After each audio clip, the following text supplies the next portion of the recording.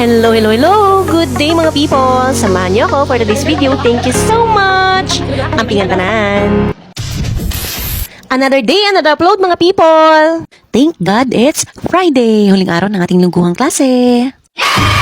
As always, kung kayo po ay nasasalubong ko sa bawat araw, sa bawat umaga, ganito po talaga ang aking itsura mga people. Hindi po ako nakakapagsuklay ng aking buhok dahil nga hindi pwedeng suklayin sa sobrang stress na ng ating hair sa kakariban. So, kailangan muna nating patuyuin mga people kung ayaw nating makalbo. 20 minutes later. At pagkatapos nga ng 2 minuto mga people, pwede na nating suklayan ang ating nagtatampong buhok mga people. Pasintabi po sa aking mga taba dahil mataba naman talaga ako mga people.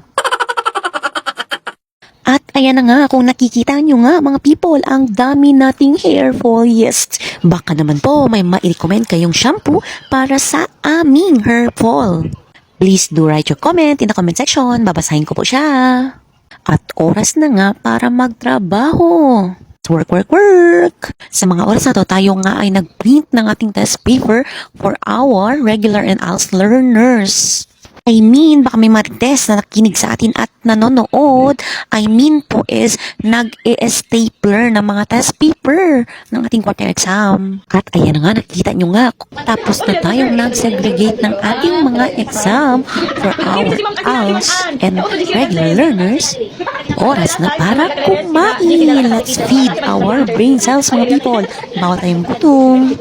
Kwento ko lang, still for today's video, tayo pa rin ang magpa-proctor sa 11 HEB. Shoutout kay Ma'am Barbie, ingat yan. Kaya let's recharge ourselves mga people dahil magpa-proctor tayo again. Sabi nila, wag kang mapagtanga, wag kang magtanga-tangahan mga people.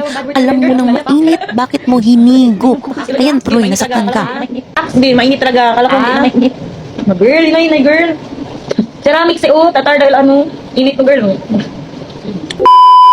Fast forward tayo mga people at nagsimula na nga tayong mag-proctor ng ating exam, ng 11 HEB exam. At na-distribute na nga natin ang first exam nila. At ayan na nga, sinasauli na nga nila after a few minutes. Amazing! Dahil nga naman, nasa 30 items lang ang exam nila. Yung first exam nila. At feeling ko naman, alam na alam nila ang sagot sa bawat tanong sa kanilang test paper.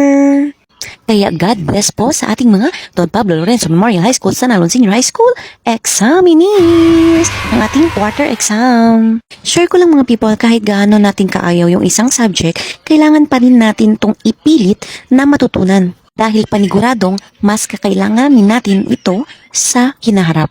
Dahil alam naman natin, lahat ng bagay ay mahalaga. Lahat ng bagay ay pahalagahan.